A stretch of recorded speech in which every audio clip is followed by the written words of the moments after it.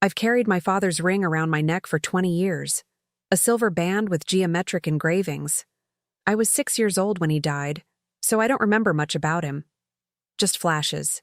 His laugh. The way he'd sketch on napkins at restaurants. But I remember the day my mother gave me his ring. I was 8. She pulled it from a small wooden box and said, "Your father wore this every day. He wanted you to have it when you were old enough to understand what it meant." I didn't understand then. I wore it on a chain around my neck and forgot about it most days. Until the afternoon, I saw a billionaire wearing the exact same ring. And everything I thought I knew about my father, about my life, shattered in an instant. Before we dive in, have you ever discovered something that completely changed how you saw your past? Or learned a truth about someone you loved that you never knew? Share your thoughts in the comments below. And if you love stories about family, promises that span decades, and how one moment can change everything, please subscribe so you don't miss our next one. I was late getting back from lunch. I rushed through the glass doors of our Chelsea office building and took the elevator to the 4th floor. Elemental architecture occupied the entire floor. 12 employees doing high-end residential projects. Nothing like what was happening today. Today, we were pitching for the biggest project in the firm's history, the new headquarters for Armstrong Technologies. $50 million. If we won this, it would change everything. I stepped off the elevator and nearly collided with Anna, our receptionist. "Charlotte, thank God. They're here. Early." My stomach dropped. "Armstrong?" "Christian Armstrong himself. Gregory is freaking out."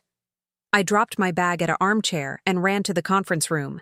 Gregory, the firm's founder, looked like he was about to have a heart attack. Lauren, our lead architect, was frantically pulling up files. Tyler was adjusting the projector. "Charlotte," Gregory barked. "Water, coffee. Make sure everything works." I moved fast, set up glasses, started coffee, tested the projector. All in under 3 minutes. "They're coming up," Anna's voice crackled through my earpiece. The elevator dinged. 4 people stepped out, 3 men in dark suits, and 1 man in a charcoal gray suit that probably cost more than I made in 6 months. Christian Armstrong. I'd Googled him after we got the meeting. 52 years old, MIT graduate, founded Armstrong Technologies 26 years ago. Net worth, $3.8 billion, never married, notoriously private. In person, he was taller than I expected. 6'2" maybe. Salt and pepper hair, sharp features, intense dark eyes that seemed to take in everything. "Mr. Armstrong," I said. "Welcome to Elemental Architecture. I'm Charlotte Pierce." "Thank you, Charlotte." I led them to the conference room, poured water, made sure everyone had what they needed. Then took my seat in the corner with my laptop, ready to take notes. The presentation began. Lauren walked them through our portfolio. Our design philosophy, spaces that feel both modern and timeless, functional and beautiful. Christian listened intently, asked good questions, technical questions about materials, sustainability, structural integrity. Tyler presented preliminary concepts for the headquarters. 5-story building, glass and steel, open floor plans, natural light. Christian nodded. "I like the open concept, but I want quiet spaces too, places to think. Not everything should be collaborative." "Absolutely," Lauren said. "We can incorporate private offices, quiet zones." The meeting lasted 90 minutes. By the end, Gregory looked cautiously optimistic. "We'll review the proposal and get back to you within 2 weeks," Christian said, standing. Everyone shook hands. I walked them to the elevator. Christian was the last to step in. He turned back. "Thank you, Charlotte." "Just doing my job, Mr. Armstrong." The elevator doors closed. I went back to the conference room to clean up, collected glasses, straightened chairs. Then I saw it. A pen on the table where Christian had been sitting. Matte black. Expensive. I picked it up. turned toward the door. Christian Armstrong was standing in the doorway. "Sorry," he said. "I left your pen." I held it up. He walked toward me, extended his hand, and that's when I saw it. On his right hand, fourth finger, a silver ring, geometric engravings. My breath caught. I knew that ring. I'd been wearing the exact same ring around my neck for 20 years. Time slowed. My heart pounded. I reached up without thinking, pulled the chain out from under my blouse. The ring dangled in front of me, identical to his. Christian's eyes followed the movement, landed on the ring, and the color drained from his face. He stared. Not at me. At the ring. "Where did you get that?" His voice was barely above a whisper. "It was my father's." He looked up at me. Shock, disbelief, something that looked like fear. "Who was your father?" "His name was Colin." He took a step back, physically recoiled. "Oh my God." He brought his hand to his mouth, closed his eyes. When he opened them, they were filled with tears. Charlotte Pierce." "Yes, that's me. Do you know me?" "I held you when you were 3 hours old. I'm your godfather. I made a promise to your father 30 years ago, and I've been trying to keep it ever since." The world tilted. "I don't understand." "Your father and I were best friends. More than that, we were brothers. And I've been looking for you for 16 years. We stood in the empty conference room, me gripping the back of a chair. Christian Armstrong, billionaire, stranger, staring at me like I was a ghost. "I need to explain," he said. "But not here. Please, let me take you somewhere we can talk." "I'm working. I can't just leave." "When does your shift end?" 6. "I'll wait. There's a coffee shop 2 blocks south. Rowan's. Please." I looked at him. At the tears in his eyes. At the ring on his finger that matched mine. "Okay, 6 o'clock." He left without another word. I stood alone, my hand clutching my father's ring. What the hell just happened? Christian was already there when I arrived at the coffee shop. Corner table, 2 lattes waiting. I sat down across from him. "Your father's full name was Colin James Pierce," he said without preamble. "Born in Portland, Maine. Parents died when he was 16. Raised by his grandmother, full scholarship to MIT. We met junior year, Architect Society." I stared at him. "I don't know what to say yet. Can you continue?" "Colin was my best friend, my brother, the only family I had. My mother never mentioned you, never. I've never heard your name before today." Christian looked down. "I know. When your father died, I tried to help, offered money, support, anything. But your mother never accepted it. She didn't want charity. She told me she could handle it alone." "So you left?" "No. I kept trying. For 4 years. Called. Sent letters. Your mother refused every time, and she got annoyed at my attempts. Then, she remarried. Changed your names to Bradford. Moved to Connecticut. I admit I gave up for a while, but I always tried to reach her from time to time. Why does it matter? My father is dead." I made a promise. He held up his right hand, showed me the ring. "December 1994. Your father and I were 22, both orphans, both alone. We made a pact. We'd never be alone again. We'd be brothers. If one of us died, the other would take care of the family left behind. We exchanged rings that night. This ring I'm wearing? It's Colin's. He gave it to me. I gave him mine. I pulled my chain out, looked at the ring. So this was yours?" "Yes. Colin wore my ring. You wear my ring. I wear his." The weight of it hit me. Why didn't my mother tell me? I don't know. She wanted to forget, so she cut contact, and reaching directly to you seemed wrong without her blessing.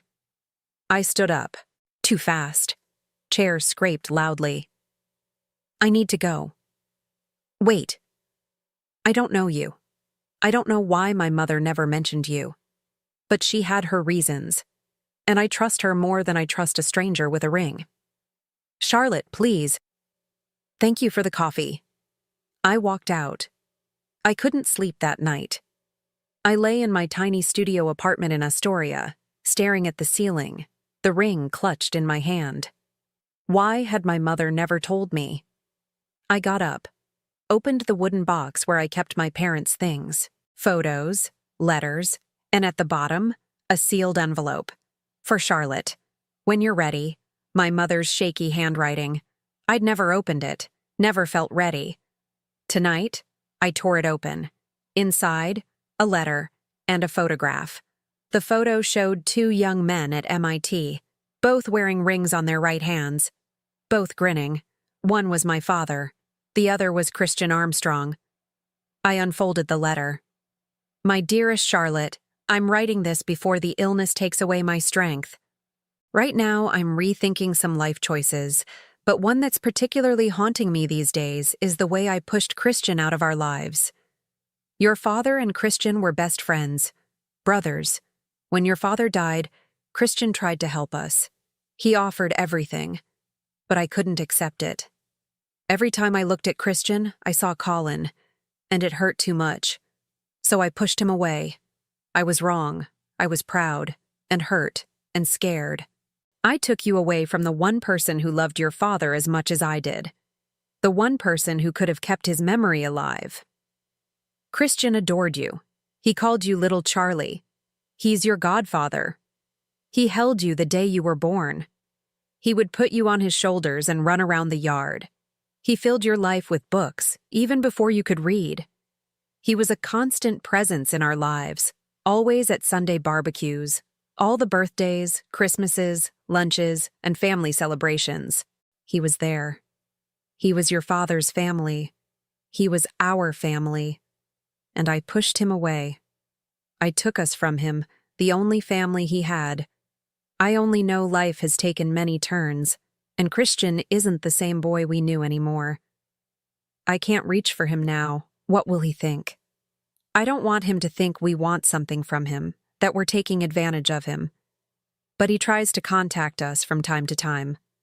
The next time he does, if he looks for you, please, my love, give him a chance. For him and for you. You don't need to be alone. I love you always, Mom. I read it 3 times. Then I cried. Because I had been alone. For 2 years. Living in a shoebox. Paying off my mother's medical debt. And the whole time, there had been someone looking for me. My mother had stolen that from both of us. I looked at the photograph. My father and Christian. Brothers. I made a decision. The next morning, I called Christian's office. Armstrong Technologies, Mr. Armstrong's office. This is Charlotte Pierce. I need to speak with Christian Armstrong. 10 seconds later. Charlotte? His voice. Breathless. Hopeful. Can we meet? Today. After work. Same place. 6 o'clock. I'll be there. Christian was already there when I got to the coffee shop. Same table. 2 lattes waiting again. I sat down. Thank you for calling. Did you talk to your mother? He asked. My mother died 2 years ago. He looked genuinely shocked. Charlotte, I'm so sorry. Thank you. But I found a letter she wrote me. She explained why she pushed you away. She regretted it. She wanted me to find you. Christian's eyes glistened. I never blamed her. Grief makes people do things they wouldn't normally do. What happened to her? ALS. I spent 2 years taking care of her full time, watching her fade. So by the time she died, I'd already grieved in some ways. But the emptiness remained. After she divorced my stepfather, it was just the 2 of us in the world. And then, just me. That must have been really hard. I'm familiar with the feeling. You mentioned you were an orphan, just like my father. Yes, I've never met any blood relatives. I grew up in the system and got lucky to have an amazing teacher that saw something in me and kept guiding my way through school. She's the reason I made it to college with a full scholarship. But, unfortunately, she's been gone for a long time. I'm sorry to hear that. Did you never get married? No. I guess I just got used to being alone. I don't really let people in. Work takes up all my time anyway. About that, my mother wanted to make sure you didn't think we were gold diggers. She didn't want your money, and neither do I. Don't worry about that, Charlotte. Okay, I want to know about my father. Everything. Christian smiled. I can do that. I have stories. So many stories. And he did. For 2 hours, Christian told me about my father, how they met, how Dad had saved Christian from dropping out of MIT when Christian was struggling with depression, how they'd stayed up 72 hours straight, building a model, how he had been my father's best man, how Dad had called from the hospital the night I was born, crying with joy. He loved you more than anything, Christian said. He used to carry a photo of you, show it to everyone. This is my daughter, Charlotte. She's going to change the world. I don't remember his voice, only his laugh. He had a kind voice, patient. He never yelled. He was a problem solver, and he sketched constantly, on napkins, envelopes, newspapers, always building something in his mind. I pulled out my sketch pad, opened it to a living room design, mid-century modern, clean lines, walnut credenza, Eames lounge chair. I do the same thing, I said. Interior design. Christian stared. Charlotte, this is beautiful. Did you study design? I was at FIT second year, but when my mom got diagnosed with ALS, I had to drop out. Take care of her. She died 2 years ago. I never went back. Medical bills were too much. I'm still paying them off. Let me help. No. Charlotte, I don't want charity. That's what my mother was afraid of. I'm not taking your money. It's not charity. It's a promise I made to your father. My father is dead. He saved my life. When I was at MIT, I was attempting against my life. I was struggling at classes. I had a hard time socializing with those privileged kids. My life mentor had just died. I had no one. Colin found me one night, talked me down, made me promise I'd keep going. I'm alive today because of him. Helping his daughter isn't charity. It's honoring the person who gave me a future. I didn't know what to say. I don't need money, I said finally. But I wouldn't mind having someone who remembers my father. Someone who makes me feel less alone. Our Christian reached across the table, put his hand over mine. You're not alone, Charlotte. I've been here, looking for you, and I'm not going anywhere now. Over the next 3 months, Christian became part of my life. We had coffee every Thursday. He told me more stories, showed me photos I'd never seen, gave me letters Colin had written to him. He came to my apartment once, looked around at the tiny 350-square-foot studio I'd decorated with thrifted mid-century furniture. You did this yourself? He asked, genuinely impressed. It's not much, but... Charlotte, this is incredible. Your father would have loved this. He always said good design wasn't about size or budget. It was about vision. And you have vision. In November, Christian invited me to his office, showed me the plans for Armstrong headquarters. Elemental had won the bid. I want you to design the interiors, he said. Christian, I'm not a designer. I'm an assistant. You're a designer who's been stuck filing papers. I've seen your work. I want to hire you. Freelance, market rate. If it goes well, maybe it becomes something more. I don't have a degree. Neither did your father. He dropped out last semester. Didn't stop him from being brilliant. Talent doesn't need a diploma. It needs opportunity. I was terrified, but I thought about my father, about how he never let fear stop him from building something. Okay, I said. I'll do it. Weeks later, Christian invited me to the annual reunion of the Architect Society, class of 1994. They meet every year, 11 now. Your father was the 12th. They want to meet you.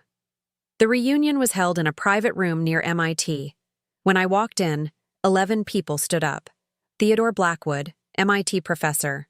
Grace Hartley, biotech CEO.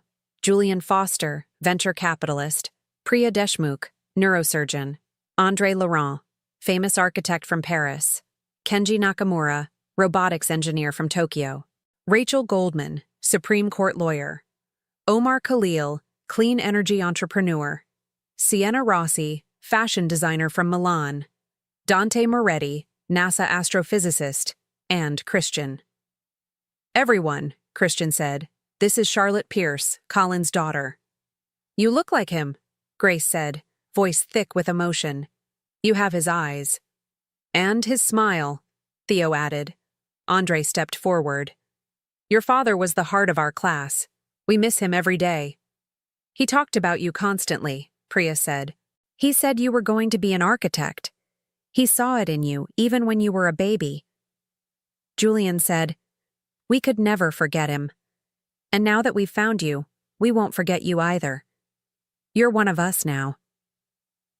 They gave me a gift that night, a silver ring.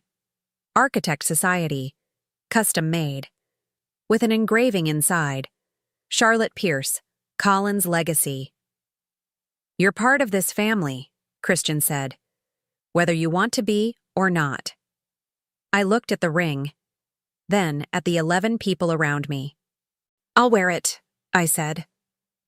The interior design for Armstrong Technologies headquarters took 4 months. I worked harder than I'd ever worked. Mid-century modern throughout. Clean lines, functional beauty, walnut and leather and linen.